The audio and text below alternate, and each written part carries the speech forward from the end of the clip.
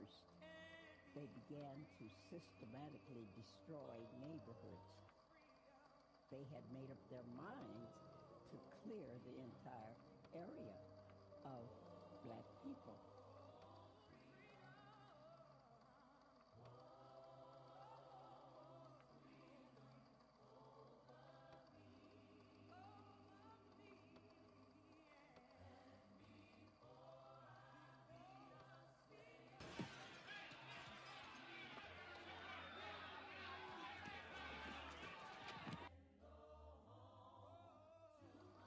I don't agree with the moderator nor Reverend Robinson that we want some kind of agreement.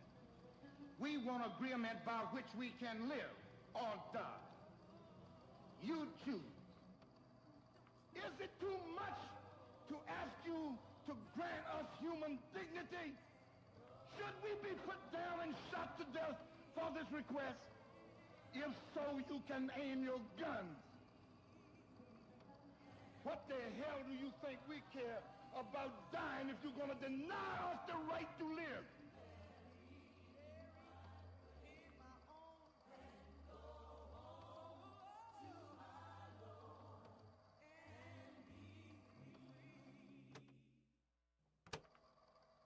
So we know that this flag is drenched with our blood. So what the young people are saying now, give us a chance to be young men, respected as a man, as we know this country was built on the black backs of black people across this country. And if we don't have it, you ain't gonna have it either, because we gonna tear it up. That's what they saying. A house divided cannot stand.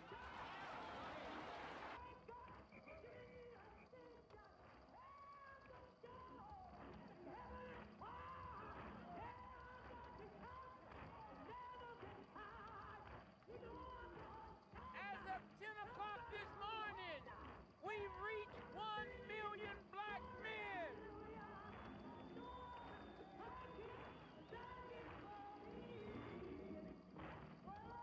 Congratulations, Mr. President.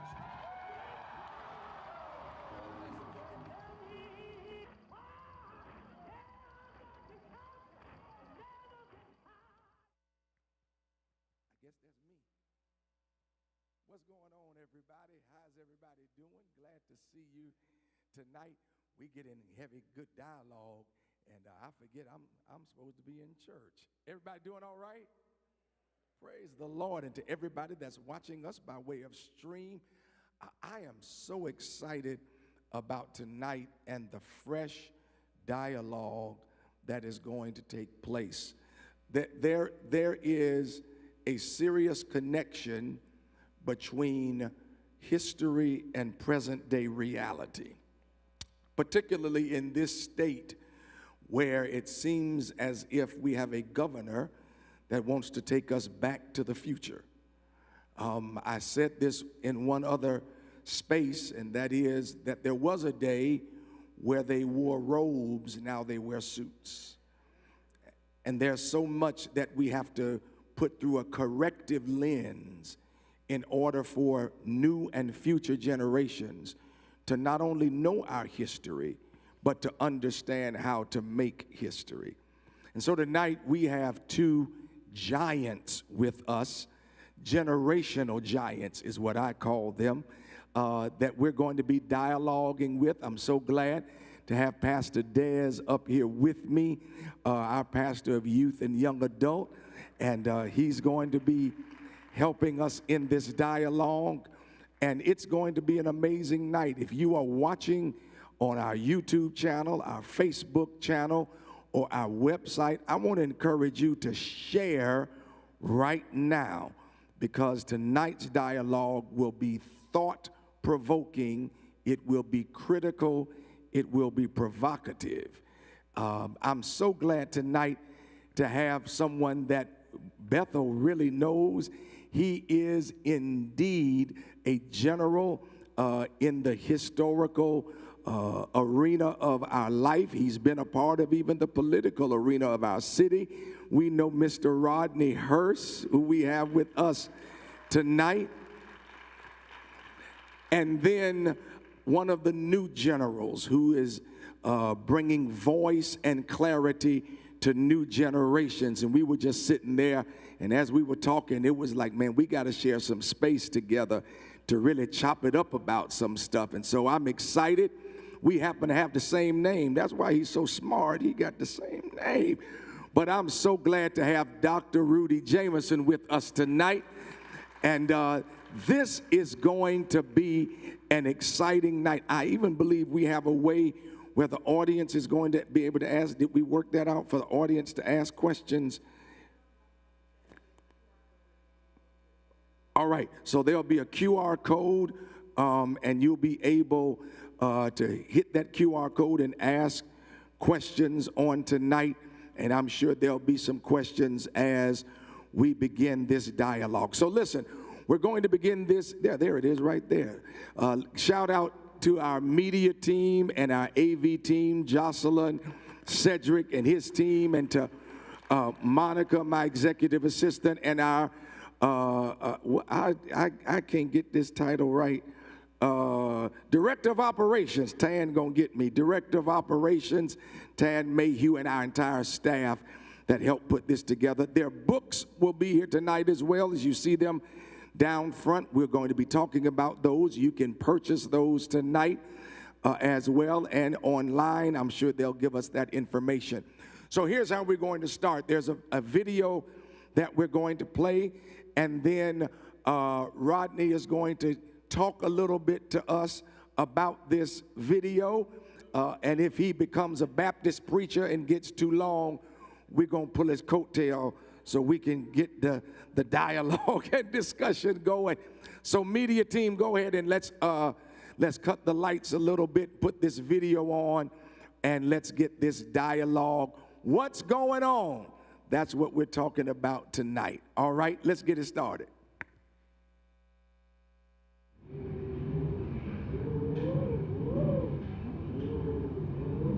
Civil rights movement has never been about the many. It's always been about the few.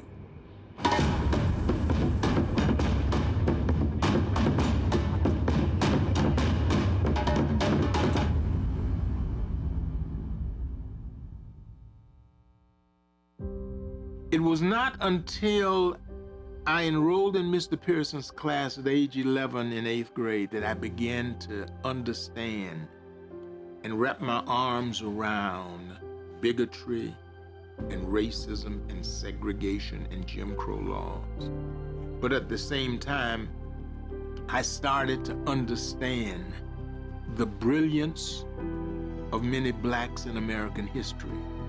It was Negro History Week every day in Mr. Pearson's class.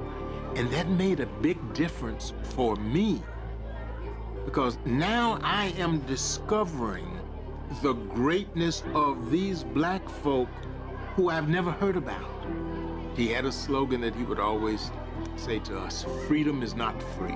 If you're not a part of the solution, then you are part of the problem. And then he encouraged us to join the Youth Council NAACP. The membership was $1. So during the summer, we sat in at all of the lunch counters in downtown Jacksonville. The first one was Woolworth. And we had more than 85 young people that day. Some of the seats were, people were sitting in it, but every vacant seat we sat in. And the white waitress said to us, "You can't sit here. This is for white people. The colored lunch counter is at the back of the store." And we said, "We want to be served." "Well, we don't serve Negroes here. You can be served in the back." So the manager came out, his name was James Word, and he read a card. And after he read us the card, he closed the lunch counter. So then white stood behind us yelling the racial epithets: jungle bunny, niggers, niggers ain't acting like colored people for the NAACP.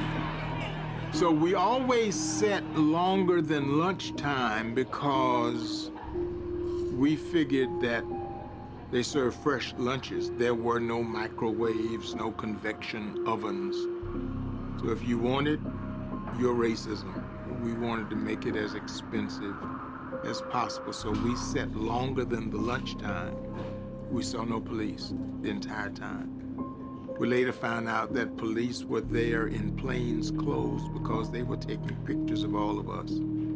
You would think the slogan to protect and serve would mean something. It did not mean anything when it came to those of us who were sitting in. As we have seen in sit-in demonstrations, Jim Clark, Bull Connor, they did not care about your age. They cared less than a tinker's damn about who you were, male or female, young or old. If your hue of skin was black, then whatever you got, you deserved it. The end of that week was August 27th. Mr. Pearson got a call from, he never did tell us who he got the call from, but got a call saying, and his word to us was, there was some strange goings on at Hemming Park. So when he got down to Hemming Park, there were white males in Confederate uniforms handing out axe handles. So when we had our meeting that morning at the Lyra Street Presbyterian Church Youth Center, Mr. Pearson told us what was going on. And Mr. Pearson's words were, something could happen today. We proceeded anyway. It was healthy fear, but it was determined courage. And we sat in. We did not go to Woolworth that day. We went to Grant's, which was on the corner of Adams and Main. And again, they closed the lunch counter. So as we walked out of Grant's and turned west on Adams Street, I got this panorama. I saw a guy up on top of a truck with his camera, and I heard the commotion and saw people in the distance running down Adams Street and couldn't quite visualize what was happening. Then I saw the guy on top of the truck with the camera knocked off of the truck by somebody swinging something. And in a short period of time, we realized this was a mob and they were coming for us. Stores there on Adams Street started locking their doors. Our only option was to run to get out of danger. I ran down Main Street. Somebody picked me up and took me to the Lyra Street Presbyterian Church Youth Center. And slowly members of the youth council started coming back, crying. The rumors started flying. Somebody got killed, somebody got beat up. 2 patrolmen from the sheriff's department showed up. They said they wanted to talk to us. But the pastor was there, Wilbert Miller. Reverend Miller, who was the pastor of the Presbyterian Church, was about 5'7". And Reverend Miller looking up at the patrolman from 5'7" to 6'1" or whatever the guy was, saying, "You will not set foot on church property." And they didn't.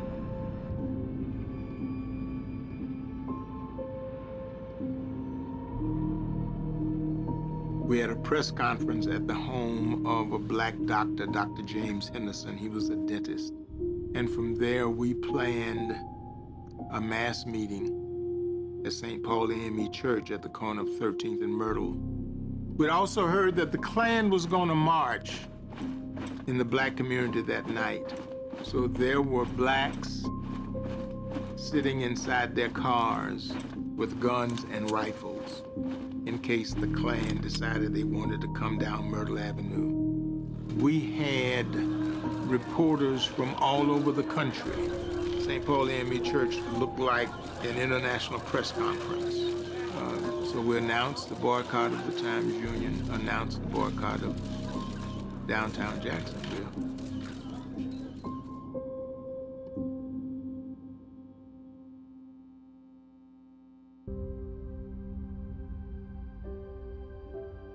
But we went down to Woolworth's 5 days in a row to the white lunch counter. And Marjorie and I ate at the white lunch counter for 5 days in a row.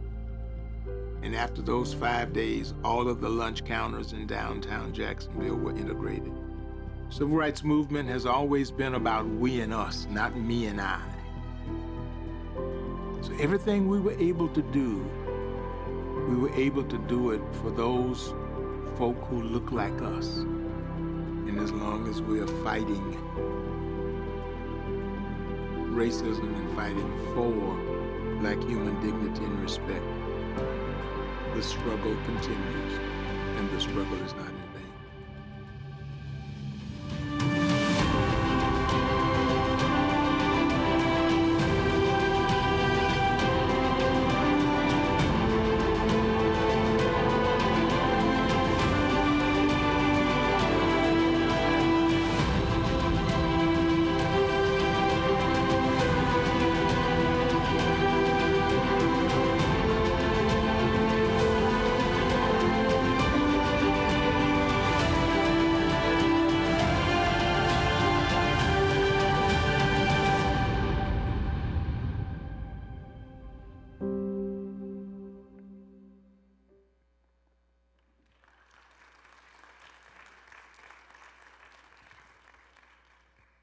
First-hand accounts of what happened that day.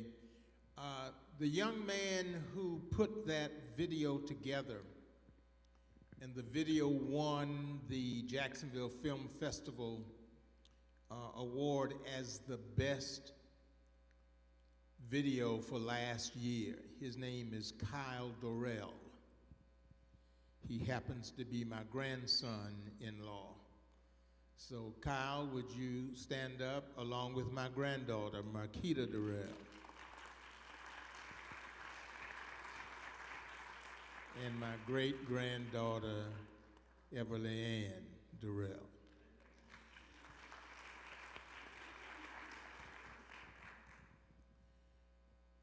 What I want to do briefly, and I say briefly because Bishop has already cautioned me about talking too long, as has Rudy, and Minister Demps was a little bit more respectful than they were. But I just want to show you just a few things about history. Now, understand that the press blacked out all news about Axe Handle Saturday, about the 1960 sit-ins by the Jacksonville Youth Council, NAACP, about the aftermath.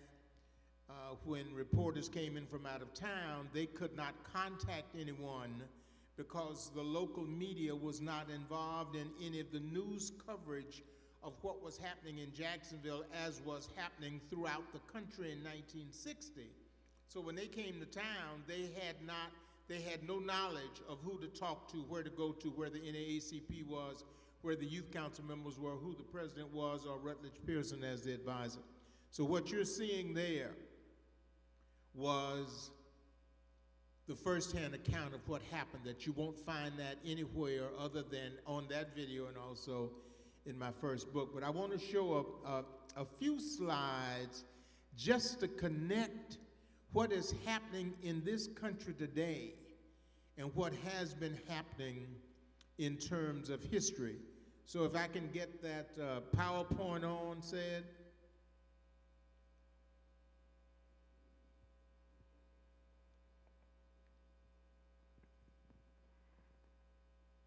Okay, and what I'll do is I'll say to the next one. So give me the next one. And the next one. And the next one.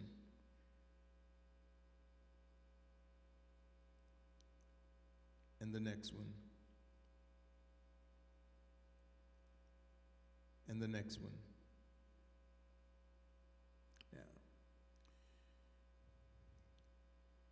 When we studied American history, we studied Christopher Columbus as the discoverer of America, yet he never landed or set foot on the continental United States. We celebrate the discoverer of America who did not discover America. Slavery came about because the white Christian church, along with the leaders of the day, considered us as property. Every religious denomination owned slaves, owned enslaved persons during that time. Yeah, but Mr. Hurst, the Quakers and the Puritans and every religious denomination owned slaves. In 1838, 1838. What a pivotal year.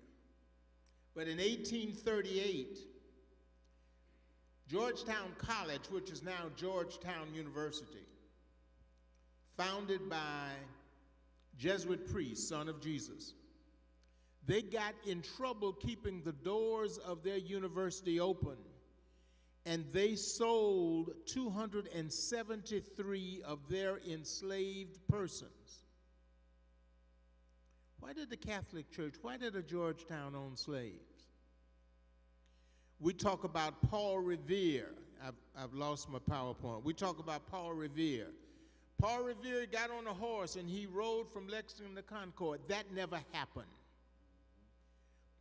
Betsy Ross never sold the first flag. Thomas Jefferson, when he said, "We hold these truths to be self-evident, that all men are created equal, that they are endowed by their Creator with certain unalienable rights, that among these rights are life, liberty, and the pursuit of happiness." When he was writing those words in the Declaration of Independence, he owned more enslaved persons than any other person in Albemarle County, Virginia. The colonial Marines were slaves, former slaves who are escaped slaves, and the British said, if you come and fight with us against America during the War of 1812, we will give you your freedom. And the colonial Marines whipped Francis Scott Key, who was an elitist who became a lieutenant in the War of 1812, whipped him and his forces quite good in a military skirmish during the War of 1812. A few months later, Francis Scott Key went to the British to ask them to release a friend of his, a Dr. William Beans, who had been captured by the British. This was in the harbor of Baltimore, and the British fired on Fort McHenry, and Francis Scott Key started writing his poem, his ode to Fort McHenry. There are 4 verses in the Star-Spangled Banner. The 3rd verse is one of the most racist verses that you will read, where he talked about, Francis Scott Key in that 3rd verse, how good he felt when he saw these colonial Marines, these former slaves, killed and their blood running on the ground, which made up for the fact that they had contaminated this country. Go to the next one. Go to the next one. Go to the next one. Real quick. Toussaint Louverture led the only successful slave revolt in this hemisphere. And because he controlled the shipping routes in Central America, Napoleon had to sell the Louisiana Territory to this country. So his history is inextricably bound to America, but you'll never read his name anywhere in an American history book. Go to the next one. Alexander Dumas wrote The Three Musketeers, The Count of Monte Cristo, The Man in the Iron Mask, and wrote the storyline that we use today for the Nutcracker. He was black. Go to the next one. Alexander Pushkin, the father of Russian literature, was black. Go to the next one. John James Audubon, the Audubon Society, was black. Go to the next one. Hannibal the Great, who led his elephants through the Swiss Alps and captured many of the great nations of the world at that time, was black. Go to the next one.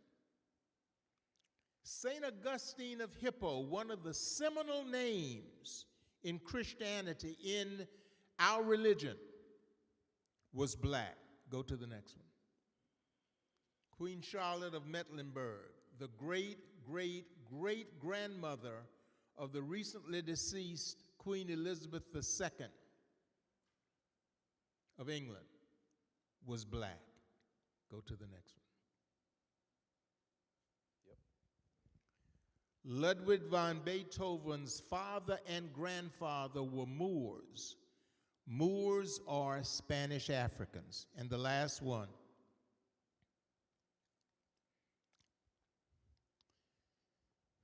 These were African explorers that you have not heard about. They're called the Olmecs. The Olmecs influenced the civilizations of the Mayans and the Aztecs. They settled in southwestern United States, what is considered now, and South America. They influenced these civilizations. We talk about how great these civilizations are, but we don't talk about where their influence came from. Their influence came from the Olmecs, African explorers. And with that, I'm going to turn it back over to Bishop. Look at there. Look at there. I think, I think, you know, and I want to ask Dr. Jamison and Rodney, I want to ask you, because we see so much of this, as you were sitting there talking, I was thinking even over into religion. One of the great premises, it's not biblical because you don't find Trinity anywhere in the Bible, but the concept of Trinity, Father, Son, and the Holy Spirit, was created by a gentleman by the name of Tertullian, who was an African monk. As we said upstairs, the notion that Christianity is the white man's religion is an ignorant statement, because the first Christian church was the Coptic church. Ethiopia, the Ethiopian, all of that is black. As we all know, that John M. Beatty, who is one of my favorite African spiritualist writers, talks about the spirituality of Africans and the Christianity of Africans, and how that history gets lost. One of the things that has happened, and Dr. Jamison, you used upstairs the word the epistemological violence, or this disenfranchisement of knowledge, this war on knowledge. From what Rodney Hurst just showed us, is not new, and is continuing, and is attempting, you know, to now once again be taken away by a current political drama and political characters. How do we combat, and I ask both of you, how do we combat and correct all that is misinformation in history and this new disenfranchisement of knowledge, or epistemological violence that is no longer with the axe handle, but is now with the policy? Yeah, thank you for the question. Thank you for having us here, particularly me. The background, the context of the conversation was we were talking about our current socio-political climate and its impact on education. And I said that this is the new type of violence, and it's the epistemological violence. And all epistemology is how I come to know what I know that I know. That's all epistemology is knowledge. So there's this psychologist, his name is Yuri Bronfenbrenner, and he developed this childhood development theory called the ecological systems theory. Now just follow me here for a second. A child is born, Everly Ann.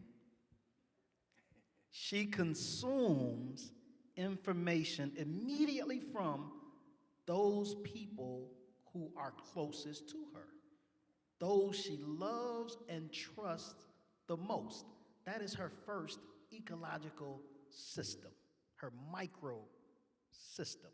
And then there are these other spheres of influences surrounding that. When she goes outside the house, right? She's farther in proximity away from that microsystem. And then she goes across town or out of state, right? And those ecological systems change.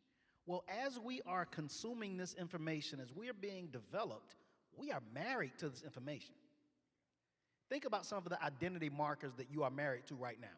When Rudy walks in the room, he's a short, slightly overweight, salt and pepper, Not this one.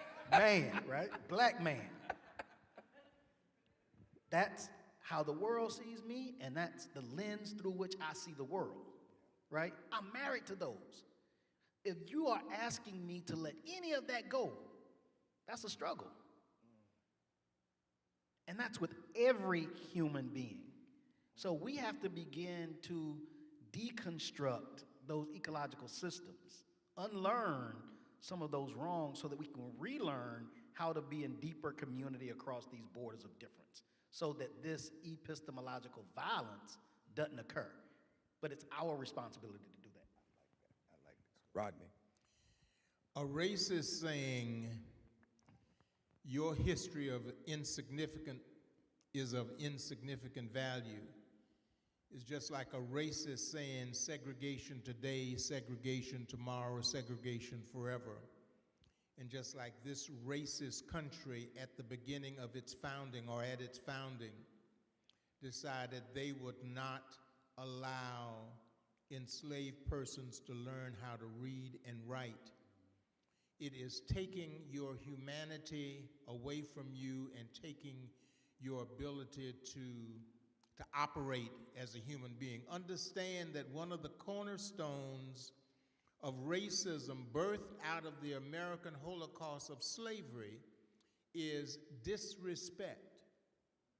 Disrespect first by considering us property and not human beings. Disrespect by not allowing us to learn how to read and write. Disrespect after the chains came off. Then you passed additional laws of black codes and de jure and de facto segregation and racism, which permeates our very existence. So when you ban books, when you require that teachers will be criminally charged if they have books in their classroom, or they are using books that have not been vetted by someone to make sure the books don't make white folk feel guilty and uncomfortable, it is done at my difference. It is done at my dignity. It is done at my integrity. It has taken away from me who I am because you have disrespected my history and my ability to exist as a Christian human being based on the founding of this country. And let's understand, the names are different today. The racism is the same. It's not 1925 when 50,000 Klan members walked down Pennsylvania Avenue when there were more than 5 million Klan in this country. It is 2023, and there are still Klan persons, the personification of Klan persons, walking around in business suits and pantsuits. And they are still racist, and we have to understand that for us to exist, we have to call it out. So if they want to take it away from us in the classroom, then we go to our churches and our fraternal organizations and our civic organizations and in the home, and we have our own freedom schools where we teach Black history on Saturdays. And we make our young people understand how black and brilliant they are. You know what you all are talking about, there's an academic word, deconstruction. When I went off to seminary, one of the first things they taught us was about deconstructionalism, that they had to deconstruct all of the theological ideologies. We called it, in layman's term, we called it Sunday school theology that we came, to seminary with. Jesus was white because that's what we saw in grandmama's kitchen. All of those, it was deconstruction. And what we're talking about is deconstructing all of the ideologies and pillars that have been put up My question to you, my brother, is as someone who teaches in the institution of higher learning, how do you hold on to your intellectual integrity when you are in a context that wants you to deconstruct what you know and construct their view of history? How do you intellectually challenge blacks and whites to critically think for themselves when it comes to history, when it comes to systems, when it comes to ideologies? Great question. So right now in higher education, it's a delicate dance to teach about black history, right?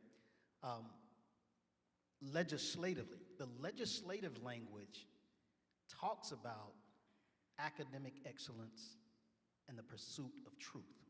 It talks about not making students feel guilty or uncomfortable or not indoctrinating them, right? So that's the legislative language on one hand. But then you have the political theater on the other hand, and that's what the public generally sees. I would encourage everybody to go and read the Florida Senate House Bill 7, colloquially known as the Stop Woke Bill, right? Go read it, because in there, the language, you can teach the truth. But there are certain tools that we have to use in order to continue to do so. So my intellectual integrity is tied to the truth. I'm not standing on the side of Democrat or Republican. I'm standing on the side of right versus wrong, right? And when I think about that information, I'm tying it to every individual student that I know, right? Because they're looking at this lens, the world through their specific lens. And my job is to attach new information to existing information. And in order for me to know that, I use appreciative inquiry in the classroom to challenge them to think more critically about how they're viewing the world through the lens in which they're viewing it. I love it. I love it. I'm going to turn it to Pastor Dez because he's going to get in. I just got one question, and then Dez, I'm going to give it to you. Because, Rodney, you had written 2 books before you all wrote the book together, right? So to me, the book you all wrote together was almost kind of an evolution of your thoughts from the first book. What led you? Because, it's interesting.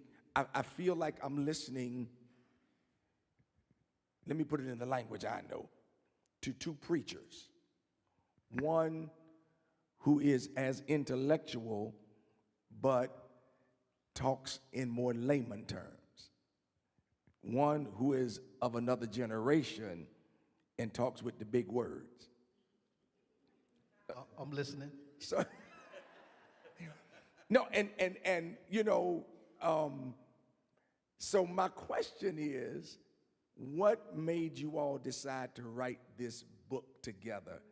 And how did you mesh,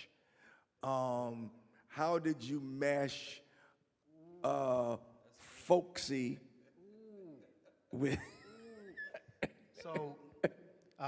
So it's 2009. Rodney and I are in Washington, D.C., and coincidentally, we're staying in the same house for the inauguration, his nephew, Cassius Priestley, right? So every day, who else was with us? We had a bunch of different friends with us, but Tan Mayhew was one of those persons in our company, right? Rodney was another one. And so every day we would go to the mall, right? And every step was a history lesson. Well, I hadn't gotten that history lesson. So I was just hungry.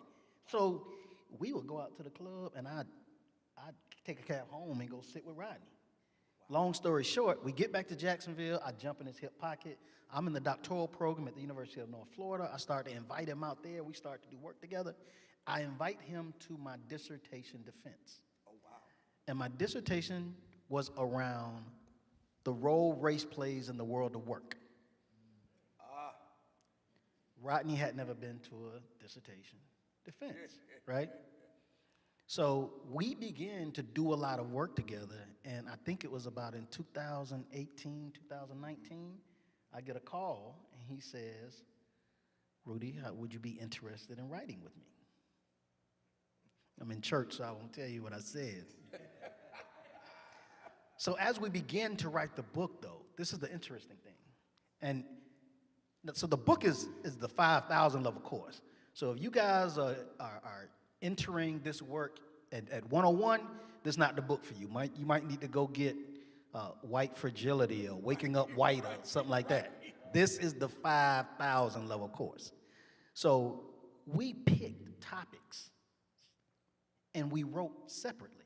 So what you hear in the book is two different voices from two different generations talking about the same topics. Sometimes we agree, sometimes we adamantly disagree. But at the end of the day, we challenged each other to think more differently about how we move humanity forward. When I wrote my first book and when I would travel for book signings, many people would say, Rodney, you talk about the black history in Jacksonville, even though what was in my mind was this second book, Never Forget Who You Are. So I put the second book on hold, Never Forget Who You Are, and then I wrote another book called Unless We Tell It, Never Gets Told. But Never Forget Who You Are was always there. And what I wanted to do was to talk about racism through my eyes as 75 then, but also have the generation behind me to talk about racism through his eyes or her eyes, but in this instance, his eyes. So I called Rudy. Now, we did not write the book together. We did not sit in the same room. He wrote where he wrote, I wrote where I wrote. He wrote different times, I wrote different times. When we put the book together, when it was published, I submitted the book to a website called Reader's View. It's a national website that reviews books and judges books throughout the country. And the reviewer that reviewed our book before he gave it on to the jury for the entire website, I couldn't have written a better review myself. I mean, he was all over every aspect of the book. The book won their nonfiction book of the year. It won the gold medal for that particular category, and it got its overall grand prize for nonfiction for the competition. Okay. When we won the award, I didn't know who Reader Views was. So I called Reader Views and inquired about, the review process. Right. Like, how big of a deal is this really? There were over 500 submissions. Wow. Wow. Overall, best nonfiction. Wow. Yeah. That's amazing. That is amazing. So I think the book itself kind of encompasses the truth that we're trying to bring. There is a fight that needs to happen in our society, and that is for our own identity. And I believe that generationally, there are generations that desire to fight together, but we end up fighting ourselves. So in looking at how you were able to come together for the book, can you explain to us how generationally we can come together and actually see a problem and handle it together in maybe different generations, but for the same cause? How does that work out? Because genuinely, you can tell that you both have strong opinions.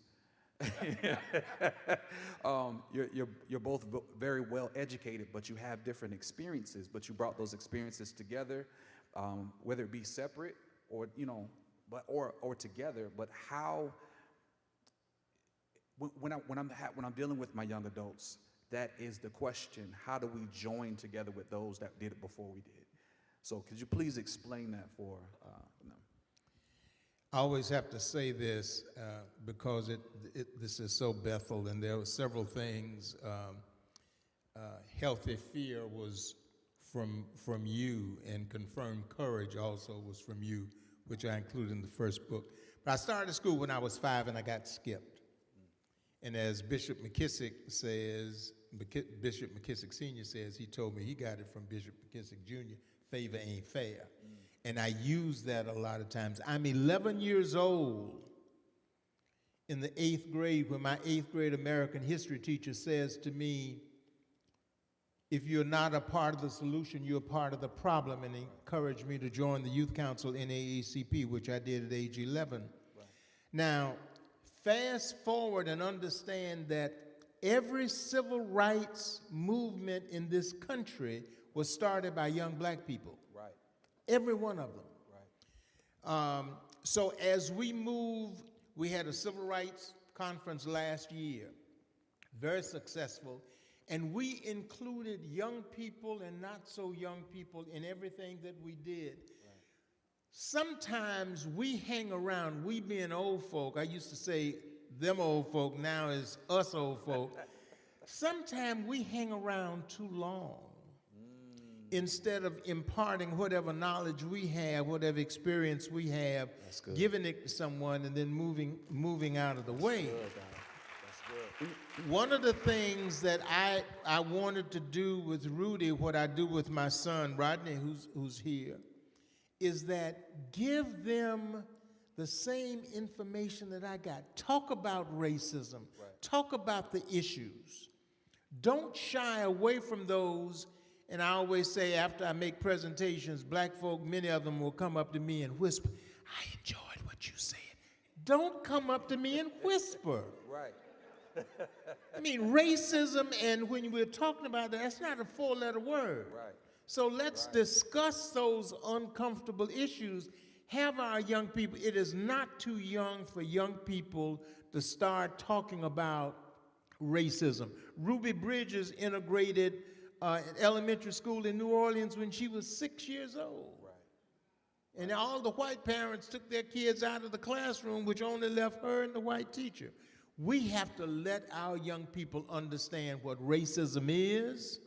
Right. We have to say to them in such a way where they're not afraid to identify folk as racist, and then we can't be afraid of using the word racist and racism. Racism means that you have financial, social, and political control over me because you can.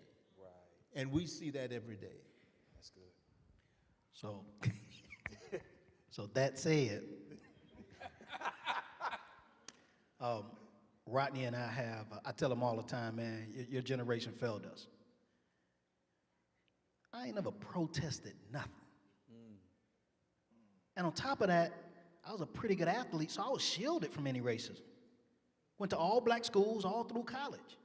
So all of the social codes, the cultural caveats, the political nuances that it takes to navigate and negotiate white spaces, I don't know. Right. And I didn't know it until I entered the world of work. Right. And it hit me hard, right? So 2023 sit-ins look different. 2023 marches look different. 2023 civil rights movements look different. How do we 2023 1960? Right. Right. So Rodney and I wrestle with this all the time. I take Rodney on UNF campus and academicians run. They run from the unvarnished truth. Right? So how do we meet them where they are in order to bring them forward in the work? In the classroom, we call it differentiated instruction. Right? Rodney doesn't have the patience. He doesn't have the tolerance. He doesn't have the appreciation to do that. And he deserves that. Right. If I'm Rodney, I'm probably worse than he is. Right? But to your question is, like, how do we use the tools, the skill sets, and all of the strategies that Rodney and those use and modernize them in ways that help us fight this fight, because the struggle is real. Right. That's amazing. I had to ask that question because I know that there are young leaders, young activists who are designed to make their mark, but oftentimes they find that they fight with those before them. And I think a lot of times they interpret fighting or disagreements as those before them becoming opposition when it's just a disagreement. So I think that if we put that out there, that there's even a desire for each generation to, hey, let's get together to do this, then it becomes we're not necessarily opposing each other. We're not becoming enemies. We're just disagreeing in a moment where allies are trying to understand what's the right thing to do for us to have a common goal. So I just wanted to make sure that that was out there. I will say this though, I know that we have the books before, of course, and I'm gonna make sure I say them right. It was never about a hot dog and a Coke. The second book, Unless We Tell It, it never gets told. And of course, the book that y'all have written together, Never Forget Who You Are. I want, if possible, because I think too often they try to convince us that the history is so far away. For you to have experienced Axe Handle Saturday is so important, but I already told you I was going to ask you to do this. We talk about historical leaders. Could you please, and I say this with all pride in my heart, explain or tell us those that you've met, which will help us to understand, because I sat there eyes wide open when you told me. So please, if you could just, yes, I'm asking you to flex for just a second. Real quick. On the corner of Beaver and Broad, Bishop, was a restaurant called the Waldorf Vandora. And next to that restaurant then, 1958, was the NAACP's office. So I'm sitting there with Mr. Pearson. In walks Earl Johnson, who was the NAACP attorney for Jacksonville. Right. Thurgood Marshall, and Constance Baker Motley. Now, I knew who Thurgood Marshall was, and I've written about this in my book. Right. I knew who Thurgood Marshall was, didn't know who Constance Baker Motley was. Right. By the way, in case, for those of you who did not know, Constance Baker Motley was one of the 10-person dream team who ended up getting the Brown decision in 1954 through the Supreme Court. She wrote the brief that went to the Supreme Court. Right. So Thurgood Marshall came over, big guy, and I said that if my mother had have been there, she would have told me to shut my mouth, because every time I'm awestruck, at age 14, my mouth would go open. So Thurgood Marshall started telling us, and we asked him, you know, what are some of the issues that you've had to deal with? And he told us about a case called the Groveland Four that happened in Groveland, Florida, in Lake County. And these 4 black men were accused of raping a white female. Of course, they did not. One black was tortured. He pleaded guilty. He went to jail. Another black was killed trying to run from the police, and the sheriff was Willis McCall, who was one of the most racist sheriffs in the South and in the state of Florida. Thurgood Marshall came to Groveland, Florida, after he was able to get the Supreme Court to throw out the conviction of the 4 black men. He came to Groveland, to do some research, investigations. And Willis McCall found out he was there and sent goon squads out to get him. A black funeral director came to the house, the black home where he was staying, told him what was happening. He said, I've got a plan. Right. And Thurgood Marshall said, what is your plan? And these are Thurgood Marshall's words. He said he left, he came back 15 minutes. He said, I'm going to put you in an empty casket in the back of my hearse, and I'm going to drive you from Groveland to the next county over to Ocala. Gave him to, turned him over to another man who drove him to Jacksonville to the train station. I was telling that story in Orlando when I spoke there.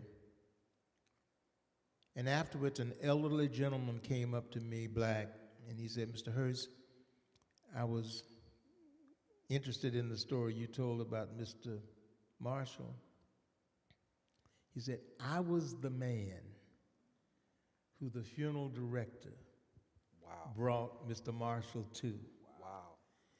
And they told me, there were several men that came with him, he said, they told me, drive him to Jacksonville and don't leave him until he gets on the train at Jacksonville Terminal.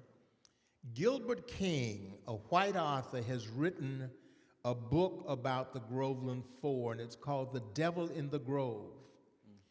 And I got a chance to talk to Gilbert, and I told him about that story. He said, you know, Rodney, I had heard about it. We had heard about it. I'd heard about it when I was doing the research, but I never had the story confirmed.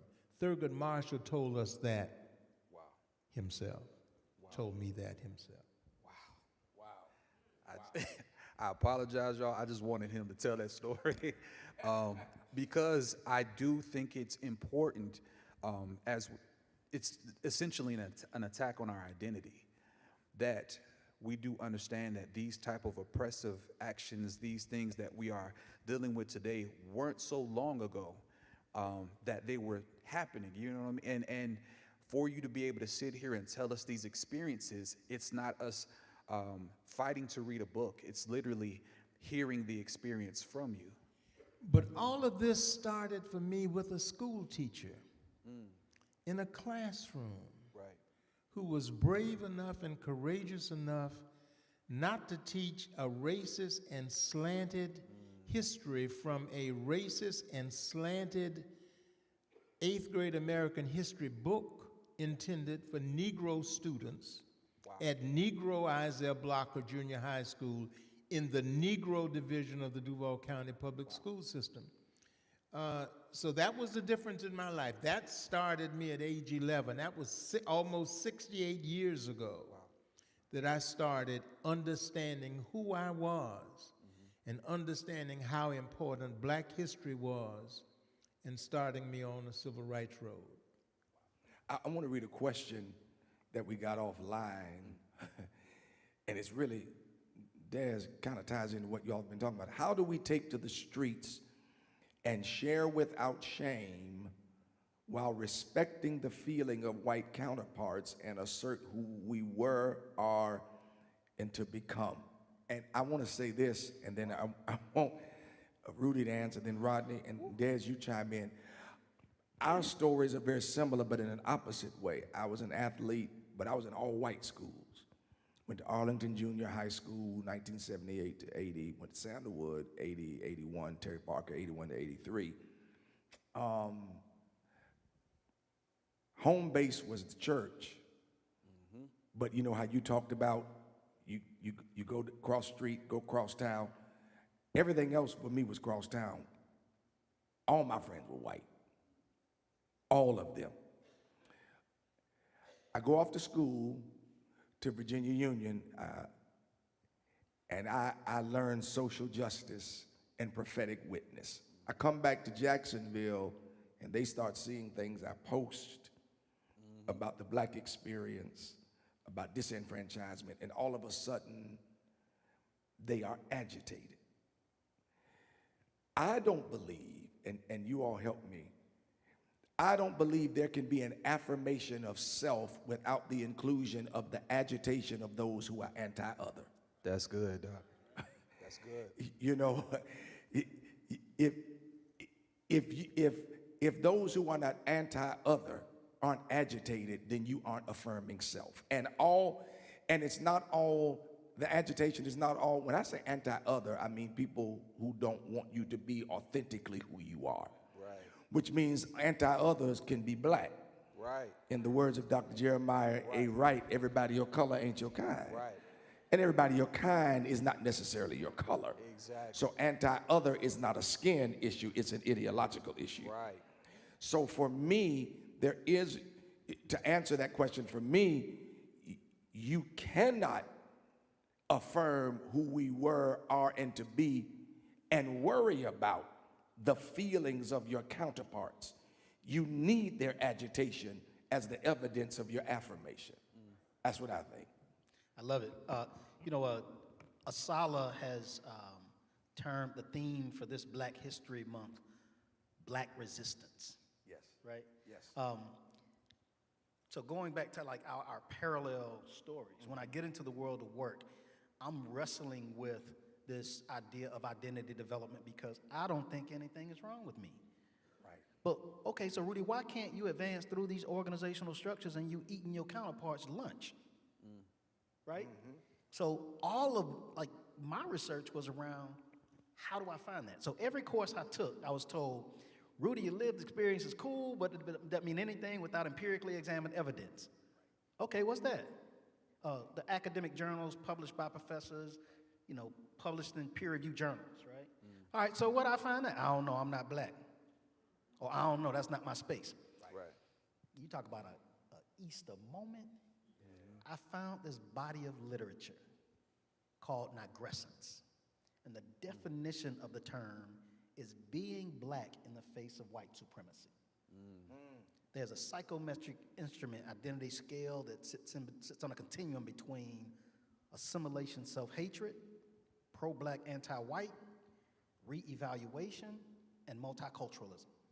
And at any given moment during the day, you're on the pendulum swinging, trying to figure out where do I need to be on this continuum, right? So that's the dance to it, right? Yes. So there's an art and a science to the answer to that question. Right. And I believe that there is an opportunity for us to stand in solidarity across borders of difference. I ask this question a lot.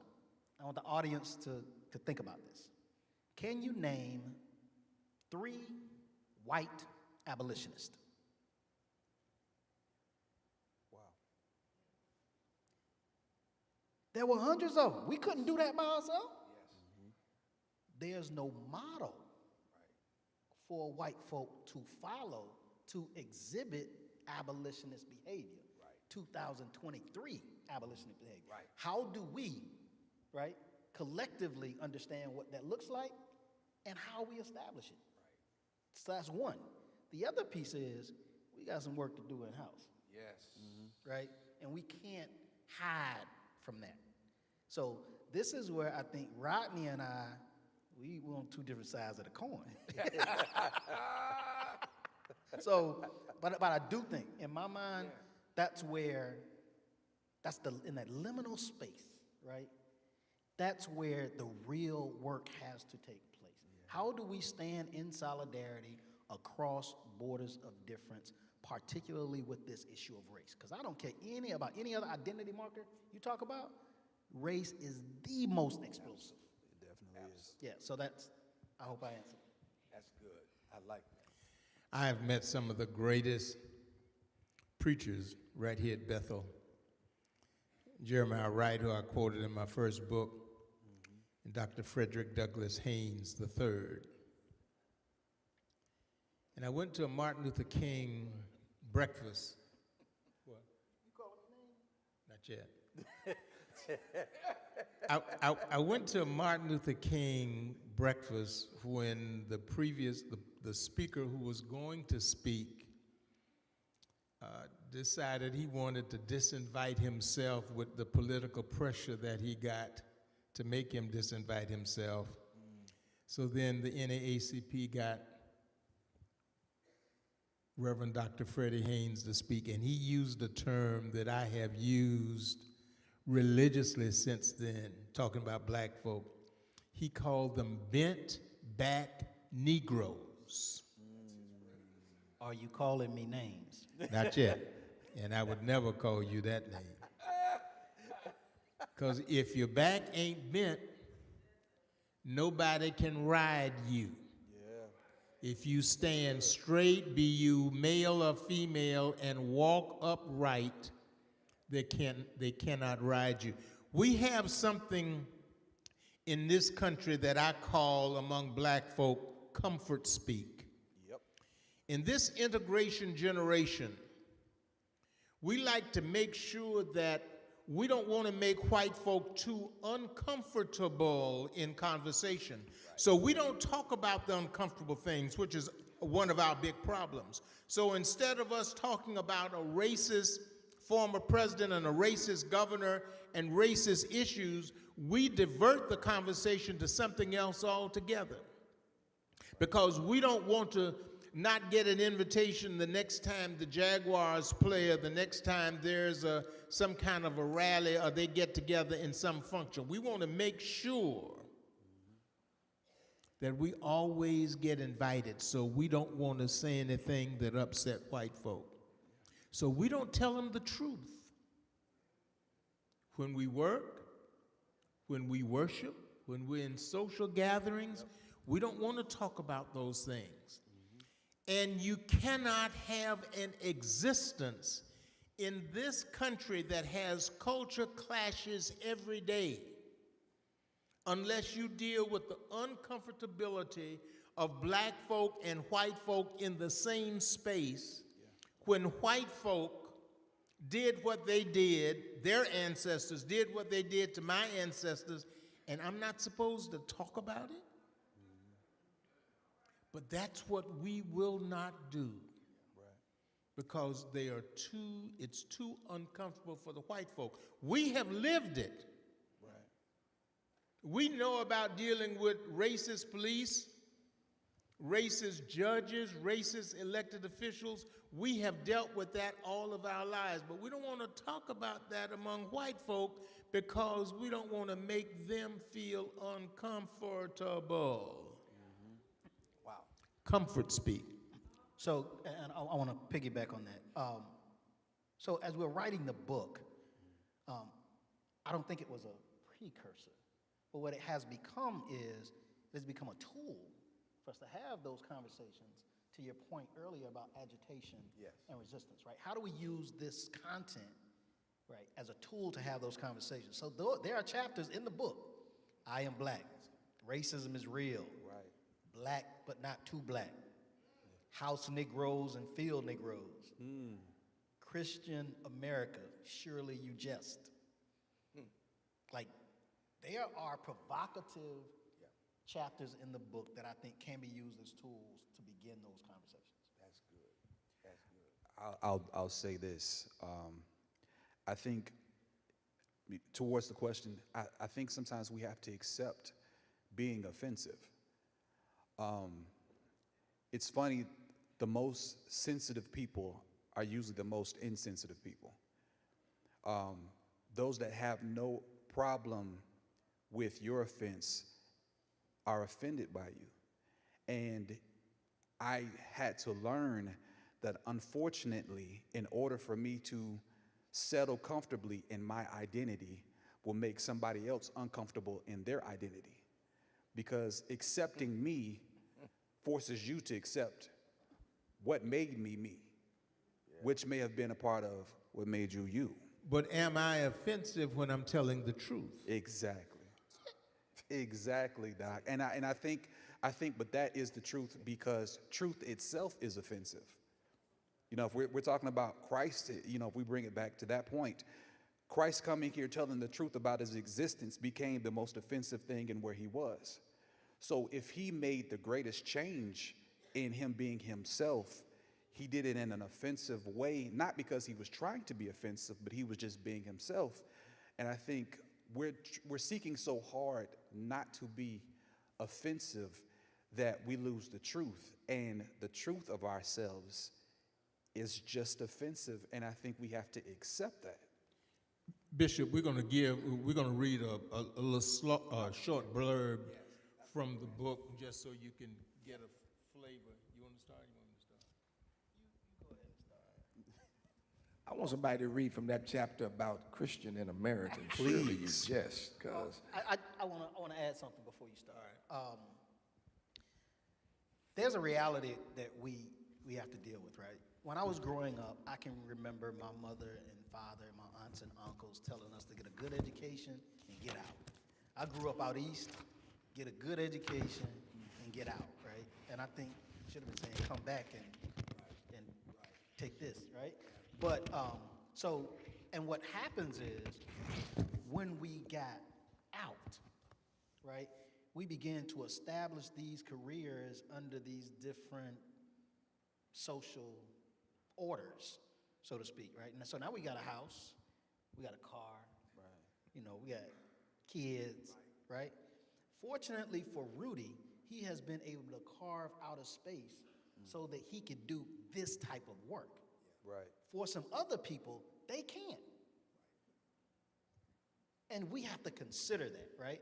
That's not a bad thing, it's not a wrong thing, it's just our reality, and that's something that we have to deal with, right? So how do we help them exercise their truth in a way that speaks truth to power and they don't lose their livelihood? That's good. I was going to read something else, Bishop, but I decided to turn to Christian America. Yes, surely you jest. Please.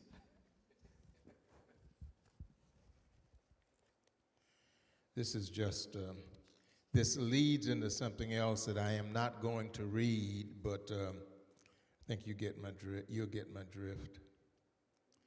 Every day we turn on the TV and we hear some of the most despicable racist words cascading from the mouths of white, racist, Christian, evangelical pastors, both from their pulpits and at various and sundry functions throughout this country. We heard some of these same white pastors use their racist venom to disrespect and excoriate President Barack Obama. Nothing was too vile for these white men and women of the cloth.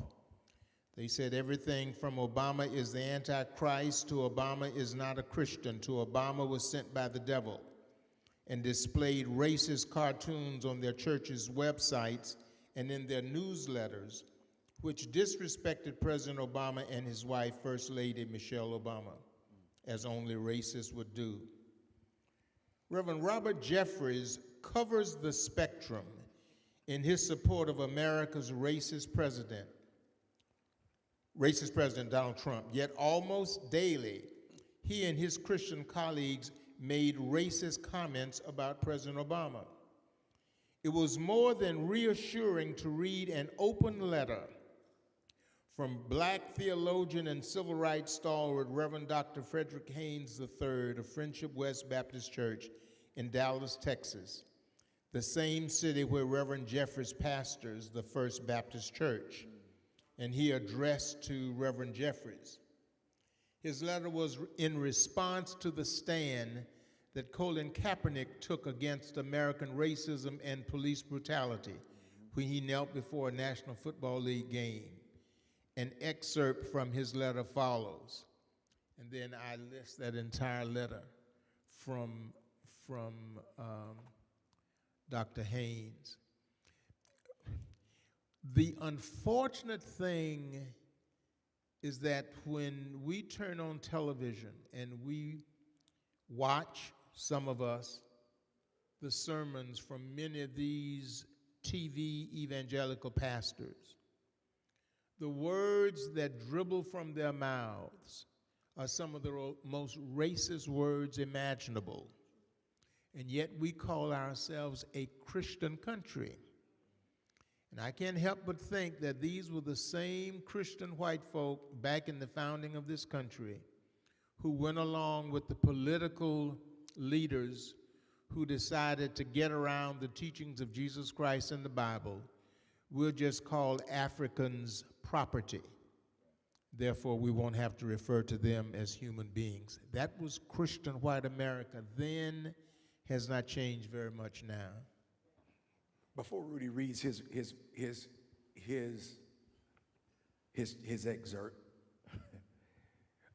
two comments. One, the evangelicals have taken Christianity and wrapped it in the flag.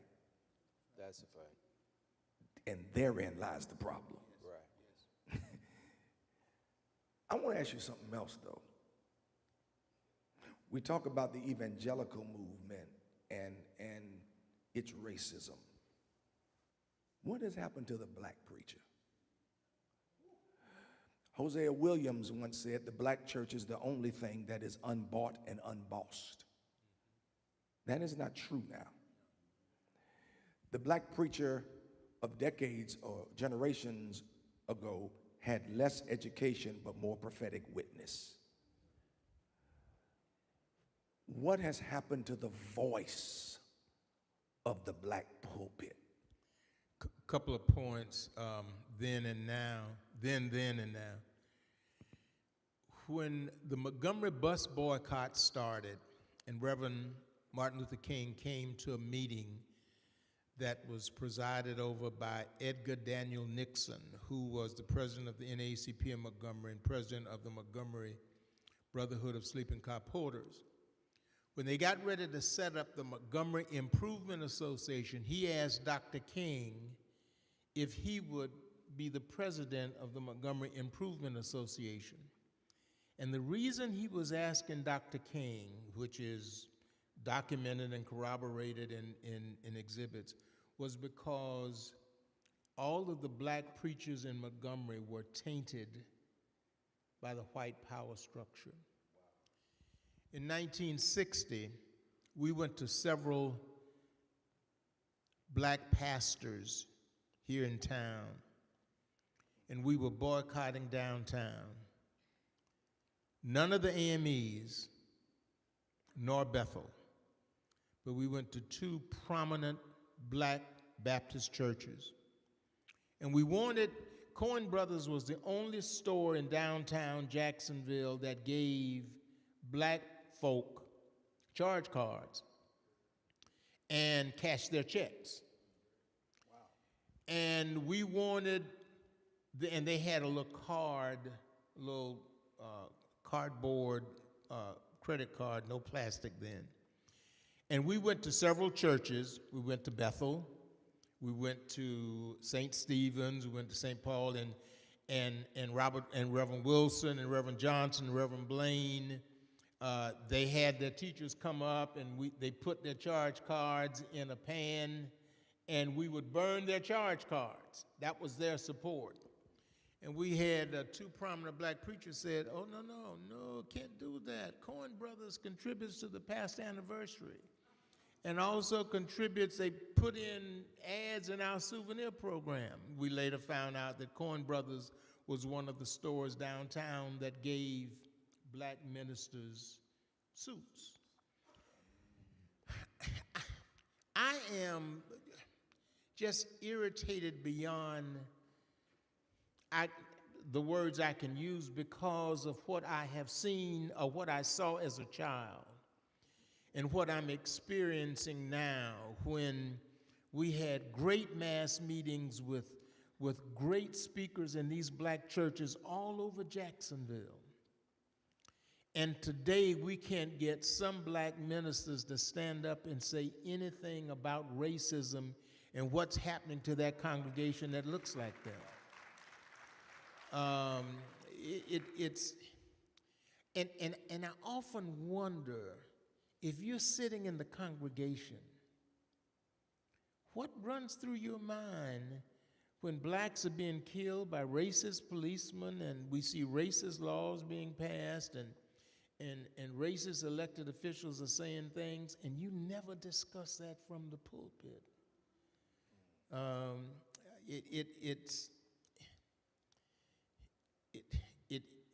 It takes me to places where I don't want to go. And what I end up doing is I ignore them. When we have functions, we don't invite them. I don't invite them. You know, there's no use in giving them a platform when they have done nothing to deserve a platform.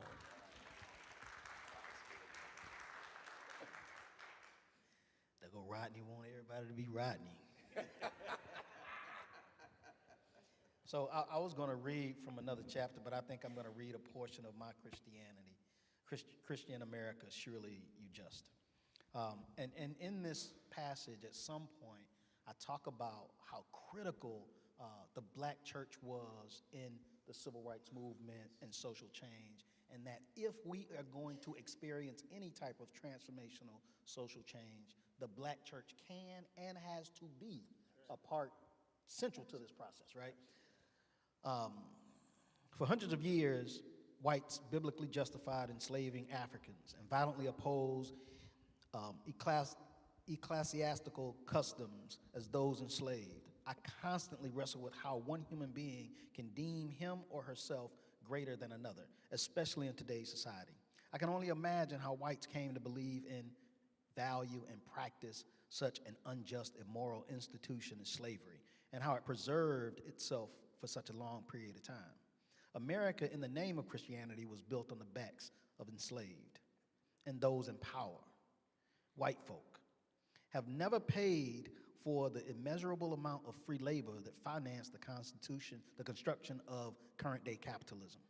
This is important to address because many of those in power today are living off of the interests of white ancestral atrocities, social, cultural, emotional, political, and economical injustices that exponentially accrued advantage while supporting America's modern-day caste/class system. This is also important because black identity development in America is influenced by a historical context of ahistorical Christianity. Not only are black folk fighting against an America that insidiously tells them they are less than, but also black folk must develop their own identity in the face of white supremacy that knowingly or unknowingly exercises an unearned sense of superiority. The adaptation of Christianity by black folk plays a central role in black identity development as well. Over time, the agenda of the black church has changed and moved farther away from social issues it previously addressed out of the need and force of circumstance. While the black church served as an epicenter for the civil rights movement in the past, today it advances more of a prosperity gospel, an assertion that the more faith you demonstrate, the more prosperous you will be, than one of social change. Rarely does the black church as a collective engage in social issues that plague many marginalized communities. There seems to be more of a focus on growing the congregation, increasing media presence, and building a larger edifice. Black churches appear to have evolved into politicized mega machines that consider congregants more as consumers than stakeholders. Having grown up in and lived around the black church, I have a hard time understanding how so many of our prominent pastoral leaders conveniently elude the responsibility of honoring indigenous assets and building local capacity in the most deprived black communities. In many ways, the state of the black church is akin to public education in black K-12 schools. Failing public schools more often than not sit in the poorest, darkest neighborhoods and are academically unsuccessful, even when black educational leaders are at its helm. That is good. I think one of the problems is the black preacher does not know how to critically read the Bible. The Bible is a book of social transformation. Jesus challenged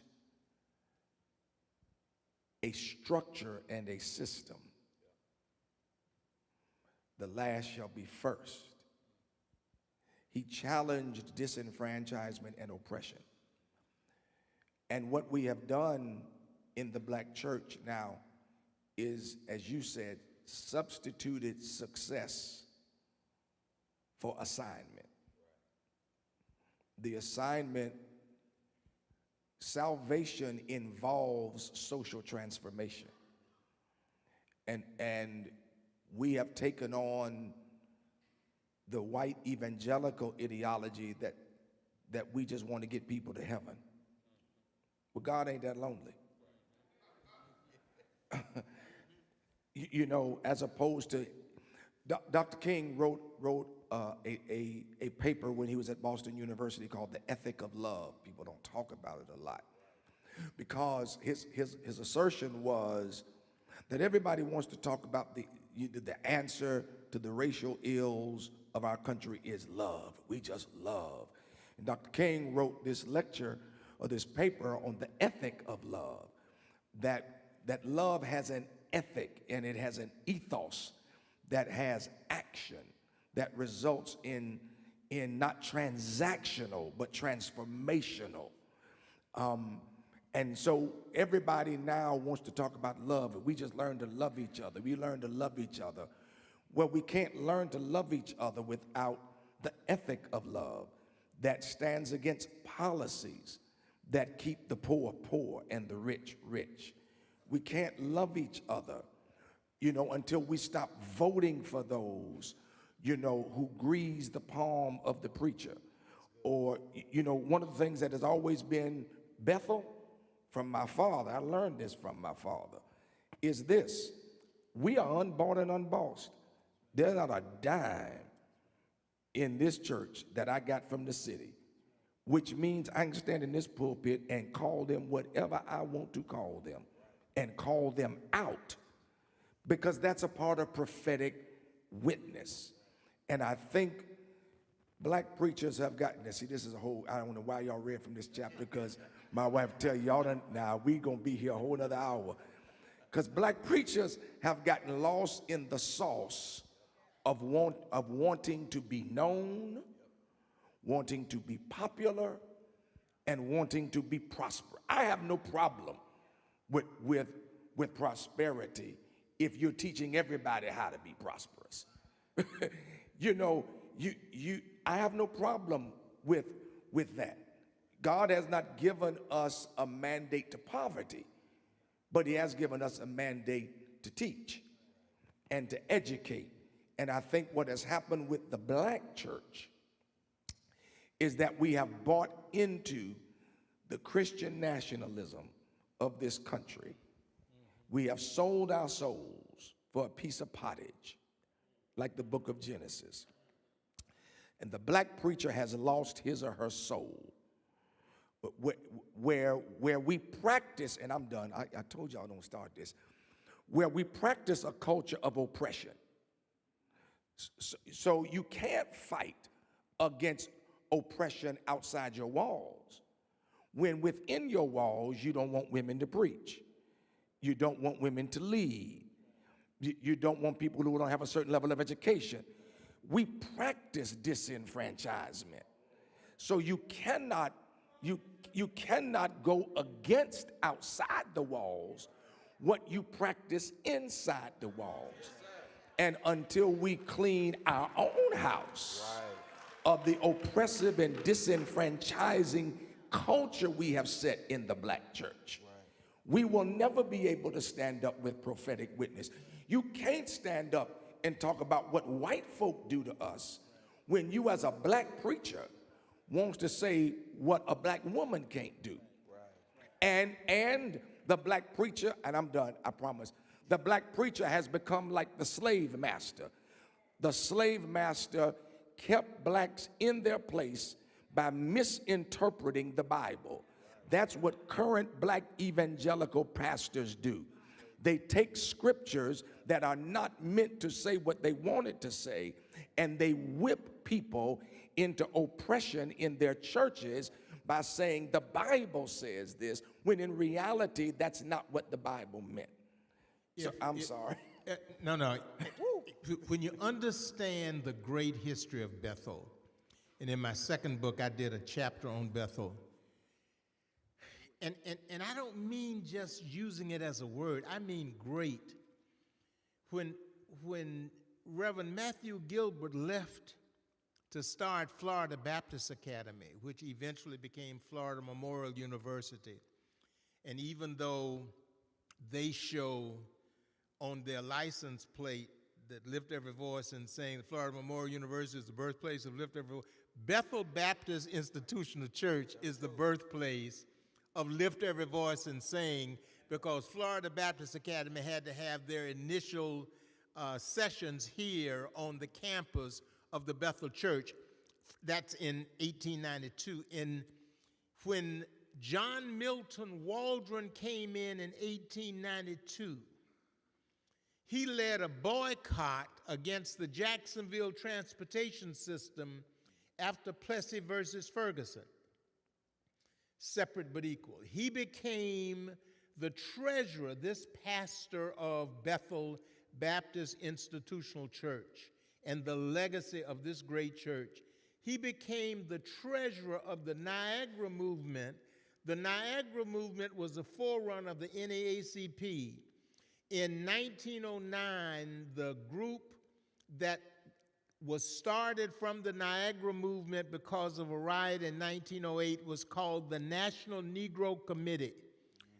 The founders of the National Negro Committee included W.B. Du Bois, Ida Wells, and John Milton Waldron. In 1910, the National Negro Committee changed its name from the National Negro Committee to the National Association for the Advancement of Colored People. That is part of the history of this church. You know, we could go on and on and on and on to the break of dawn. We've got a closeout video. We got a closeout video. We've got a closeout video. So we're gonna have to. I think we need to write a whole book on Black prophetic witness and Christian nationalism. I love it. I love it. This closing video, you're going to see a lot of different figures, images on the screen. Monica, did we get the papers? Okay, all right. Now, the figures are not labeled. So when you look at this video, see who you might be able to identify in the video. And then maybe we can come back later and have a whole Black history program about the people in the video that you're getting ready to see.